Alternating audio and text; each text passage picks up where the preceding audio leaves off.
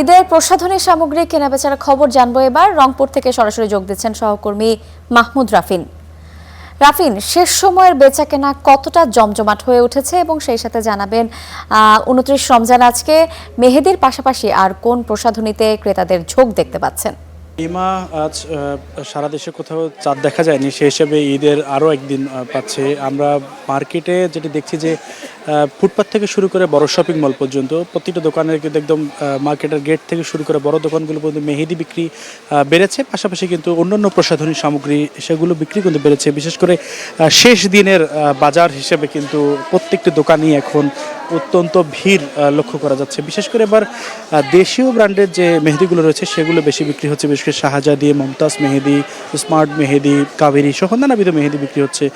এছাড়াও কিন্তু প্রসাধনী সামগ্রীদের মধ্যে বিশেষ করে কর্মজীবী নারী এবং তরুণীদের ভিড় বেশি লক্ষ্য করা যাচ্ছে প্রসাধনী দোকানগুলো। সেই দোকানগুলোতে কিন্তু তারা নানাবিধ যে স্কিন কেয়ার যে প্রোডাক্টগুলো রয়েছে, স্কিন কেয়ার প্রোডাক্ট সহ নানাবিধ যে পণ্যগুলো রয়েছে বিশেষ করে এই সাজসজ্জার বিষয়ের জন্য সেগুলো কিন্তু বেশি কেনাবেচা লক্ষ্য করা যাচ্ছে।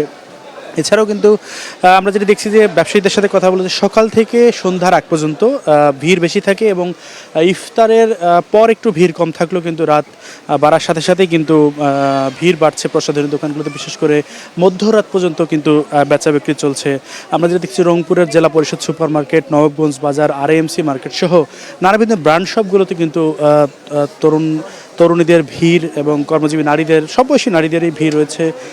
এই দোকানগুলোতে কিন্তু যে প্রসাধনী সামগ্রী রয়েছে সেগুলো কেনাবেচা চলছে বেশি। আমরা ক্রেতাদের সাথে কথা বলেছি, ক্রেতারা যেটি বলছেন যে এবার তারা বিশেষ করে যে স্কিন কেয়ার প্রোডাক্ট সেগুলোর পাশাপাশি তারা পোশাক, জুতো, এই যে কেনাবেচা এর বাইরেও কিন্তু সাজসজ্জাটাকে তারা অনেক বেশি গুরুত্ব দেন।